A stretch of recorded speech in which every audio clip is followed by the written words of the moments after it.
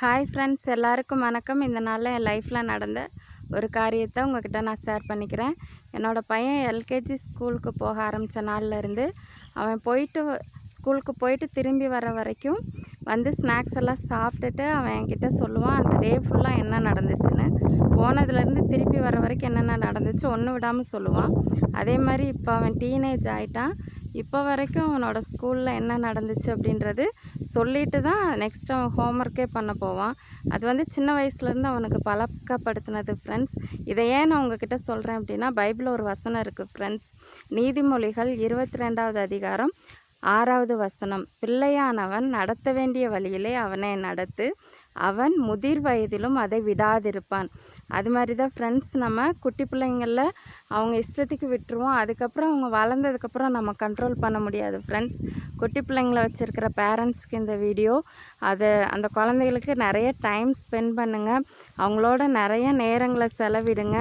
அவங்க என்ன யோசிக்கிறாங்கங்கிறத சின்ன வயசுலேருந்தே அவங்கள வழி நடத்துங்க. அப்போ அவங்க முதிர் வயதில் அதை விடாமல் இருப்பாங்க. இந்த நாளில் பெரிய பசங்களாகி அவங்க சொன்ன பேச்சு கேட்க மாட்டேங்கிறாங்க அப்படின்னு சொல்லி ஃபீல் பண்ணுற பேரண்ட்ஸ்க்கு நான் சொல்கிறேன், அப்படிப்பட்டதான பிள்ளைங்களுடைய இருதயங்களை மாற்ற ஜெபத்தில் ஒவ்வொரு காரியங்களை வைங்க.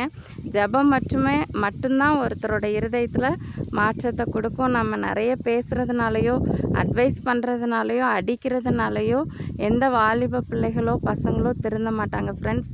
அதனால் ஒரு காரியம் மட்டும் உங்ககிட்ட நான் ஆணித்தனமாக சொல்ல முடியும்.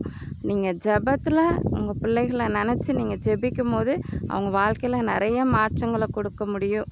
அவங்க மாறிடுவாங்க ஃப்ரெண்ட்ஸ். அது மட்டும் இல்லை, நிறைய ஊழியக்காரங்கள் கூட தன்னுடைய ஊழியங்கள் மற்ற காரியங்களை பார்த்துட்டு பிள்ளைகளை விட்டுருவாங்க.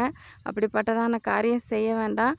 நம்ம சின்ன பிள்ளையிலேருந்து சின்ன குழந்தைங்கள்லேருந்து எப்படி நடத்துகிறோமோ அதுதான் அவங்க முதிர் வயதிலையும் விடாமல் இருப்பாங்க.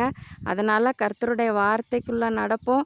வருகின்ற சமுதாயத்தை நல்ல ஒரு சமுதாயமாக மாற்றுவோம். ஏன்னா குழந்தைங்க தான் அடுத்த சமுதாயம். அதை உணர்ந்து ஒவ்வொரு பெற்றோரும் செயல்படுவோம் ஃப்ரெண்ட்ஸ். அப்படியாக பைபிள் அந்த வசனத்தின்படி ஒவ்வொருவரும் நம்முடைய பிள்ளைகளை அதன்படி வளர்த்த ஒவ்வொருவரும் அதுக்கு நம்மளை தகுதியுடையவங்களாக மாற்றிக்குவோம். அவங்களுக்கு நேரத்தை செலவிடுங்க.